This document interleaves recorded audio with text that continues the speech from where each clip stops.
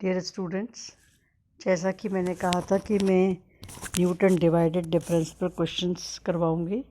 तो first question हम ले रहे हैं कि यदि फलन F X is equal to X cube minus two X का स्वतंत्र चर के मान 2, 4, 9 तथा 10 के लिए तीसरा विभाजित अंतर ज्ञात कीजिए। हमें एफ एक्स की value x cube minus two x दी हुई है, एक्स की वैल्यूज़ हमें 2, 4, 9, 10 दी हुई हैं, तो उसके कॉरस्पॉन्डिंग हमने एफ एक्स की वैल्यूज़ निकाल ली। तो 2 पर टेबल में आपको दिखाई दे रहा होगा when X is equal to F X is equal to 4, when X is equal to 4 F X is equal to 56, 9 पर F X is equal to 711 और 10 पर वैल्यू हो जाएगी 980। फर्स्ट डिवाइडेड डिफरेंस हो गया 56 minus 4 upon 4 minus 2, that is 52 upon 226. Second 711 minus 56 upon 9 minus 4, 131, and 980 minus 711 upon 10 minus 1, 269. Second divided difference 131 upon 26 upon 9 minus 2, that is 15, 269 minus 131 upon 10 minus 4, that is 23, और last हो जाएगा 23 minus 15 upon 10 minus 2, that is 1।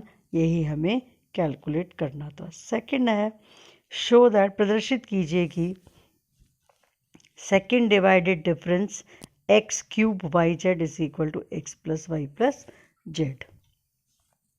यहाँ हमें तीन values दे रखी हैं, x0 is equal to X, x1 is equal to Y और x2 is equal to Z, और फंक्शन की वैल्यू एफ एक्स है एक्स क्यूब। तो सबसे पहले हमने फर्स्ट डिवाइडेड डिफरेंस निकाला एक्स और वाई का, तो Y cube minus X cube upon Y minus x, फॉर्मूले से y square plus x y plus x square. Third निकाला हमने तो del second divided difference x cube Y z, तो ये हो जाएगा first divided difference between z y और z minus first divided difference between x and y और z minus upon Z minus x. तो जैसा कि हम पहले ही निकाल चुके हैं एक्स क्यूब वाई, ऐसे ही हो जाएगा हमारा वाई स्क्वायर जेड, तो ये हो जाएगा Z square plus Z Y plus Y square minus Y square plus x square upon Z minus X, जिसको सिंप्लीफाई करेंगे तो X plus Y plus Z. हम चाहें तो इसे टेबल बना के भी कर सकते हैं, दिखा सकते हैं।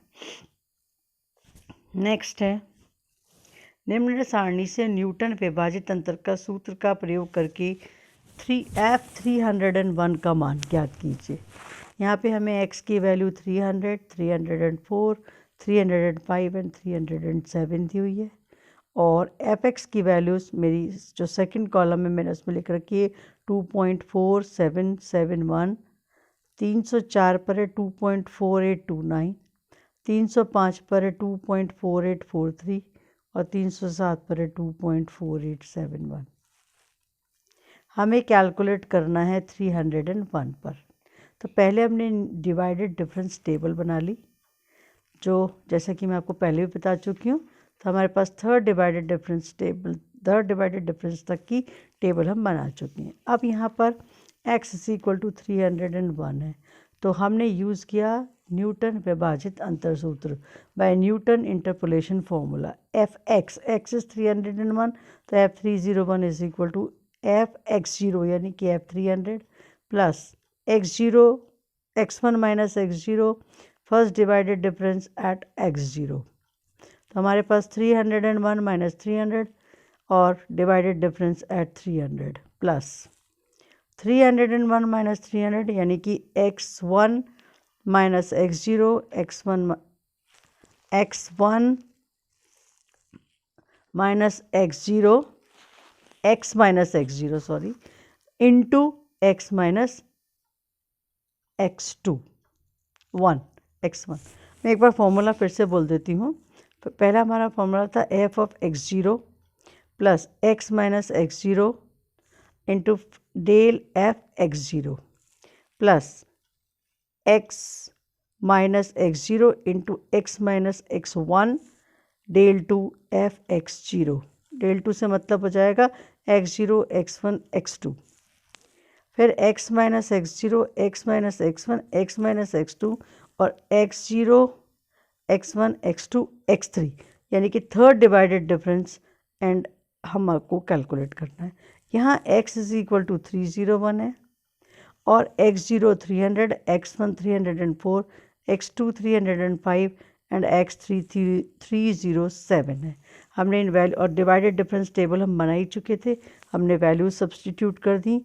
तो फर्स्ट हो गई 2.4771 plus 0.00145 plus 1 into minus 3.0001 with negative plus 1 into minus के 3 इंटू माइनस के 4 इंटू 0.0000143।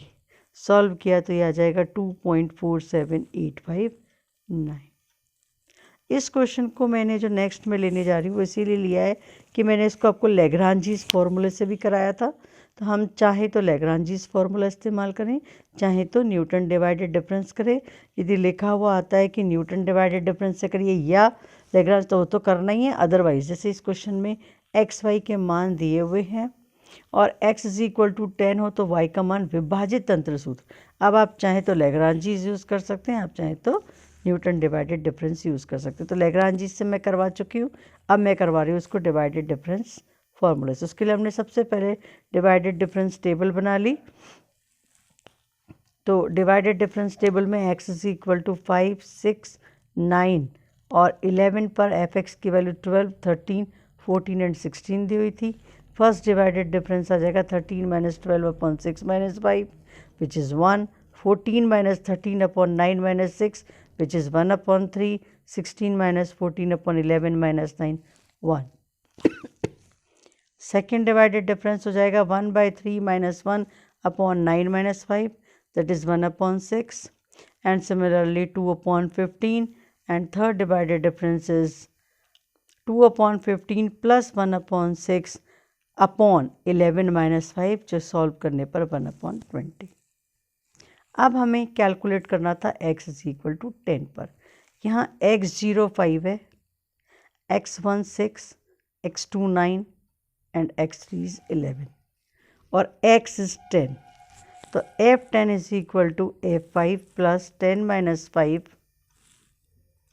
फर्स्ट डिवाइडेड डिफरेंस 5 और 6, फिर 10 minus 5 into 10 minus 6 second divided difference यानी जो सेकेंड कॉलम है उसकी first value 10 minus 5 10 minus 6 10 minus 9 और जो हमारी थर्ड डिवाइडेड डिफरेंस की टेबल है उसकी वैल्यू सब्सटीट्यूट कर दिए। तो 12 plus 5 into 1 plus 5 into 4 into minus के 1/6 plus 5 into 4 into 1 into 1 upon 20 simplify करने पर 44 अपॉन 3।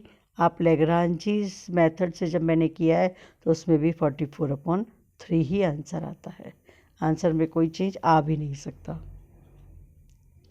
नेक्स्ट क्वेश्चन है, हमें थोड़ा सा चेंज है ये, इसमें हमें निम्न सारणी के प्रयोग से x-3 की घात वाला बहुपद f(x) ज्ञात करना है। हमने जितने भी क्वेश्चंस किए यदि हमें उसमें x अननोन होता तो हम x की जगह x रखते तो हमारे पास जो भी फंक्शन है वो एक पॉलिनोमल के रूप में आ जाता। यहाँ हमें पॉलिनोमल के रूप में तो निकालना ही है लेकिन x-3 की पावर्स के रूप में हमें इसको सॉल्व करना है। तो पहले हमने सिंपल क्वेश्चन किया जैसे कि न्यूटन डिवाइडेड डिफरेंस से एक पॉलिनोमल निकालते हैं। हमने क्या किया, जो वैल्यूज़ दी हुई थी 5, 11, 27, 34, 42 x की, x0 is 5, x1 is 11, x2 is 20, x3 is 34 and x4 is 42। Corresponding f(x) की वैल्यू जो क्वेश्चन में दी हुई है हमने first divided difference, second divided difference, third divided difference और फोर्थ डिवाइडेड डिफरेंस कैलकुलेट कर लिए जैसे कि मैं आपको हर बार बता चुकी हूँ। अब हमने न्यूटन का फॉर्मूला यूज़ किया तो यहाँ पर अननोन x रखा क्योंकि हमें किसी पर वैल्यू नहीं निकालनी बल्कि हमें एक पॉलिनोमियल निकालना है। तो first f5 plus x minus 5 first divided difference की सबसे ऊपर की value plus x minus 5 into x minus 1 second divided 11। तो सेकेंड डिवाइडेड डिफरेंस में जो टेबल है उसमें सबसे ऊपर जो फर्स्ट वैल्यू है वो निकाली इस तरीके से x minus 5 x minus 11 x minus 27 into 1 plus x minus 5 x minus 11 x minus 27 x minus 34 into 0, जिसका कोई वैल्यू नहीं आएगी। जब सॉल्व किया तो हमारे पास एक पॉलिनोमल आ गया x cube minus 3x square minus 7x plus 8। लेकिन हमें क्वेश्चन में दिया हुआ है कि हमें इसको x माइनस 3 की पावर्स के रूप में लिखना। तो उसके लिए हम क्या करते हैं कि जो हमारे पास यहाँ पर x cube 3x square minus 7x और 8, तो ये थर्ड डिग्री का पॉलिनोमल है। तो इन सब के कोफिशिएंट, तो एक्स क्यूब का कोफिशिएंट 1, एक्स स्क्वायर का कोफिशिएंट माइनस 3, एक्स का कोफिशिएंट माइनस 7 और एक्स जो कांस्टेंट है उसको लिख दिया। आपको ध्यान होगा मैंने फर्स्ट एक्सरसाइज में भी ये मेथड बताया था। अब उसमें हमने क्योंकि 3 की पावर्स में लिखना है तो 3 से स्टार्ट किया। जो भी हमारा फर्स्ट कोफिशिएंट है उसके नीचे 0 लिखा, 1 प्लस 0 और 3 से मल्टीप्लाई करके सेकंड जो हमारा रो आ रही है उसमें लिखना स्टार्ट कर दिया 3। अब 3 माइनस 3 जोड़ने पर अपने 0 आ गया, उसको मल्टीप्लाई करते 3 से तो 0, माइनस 7 प्लस 0 और उसको मल्टीप्लाई कर दिया 3 से, तो हमारे पास हो जाएगा माइनस के 21। आपको ध्यान होगा वहाँ डी को हम पहले 8 कर देते हैं, यहाँ थोड़ा सा डिफरेंट होता है। अब हमने सबको ऐड कर दिया, ऐड करने पे हमको मिला 1 0 माइनस 7 और माइनस 13, तो पहली वैल्यू होगी हमारे पास माइनस के 13। अब हमने वापस से 3 रखते हैं, वहाँ हम 1 2 3 4 करते हैं, यहाँ हम 3 क्योंकि x माइनस 3 की पावर्स के रूप में लिखना है तो 3, x माइनस 5 की पावर्स के रूप में लिखना होता तो 5 लिखते।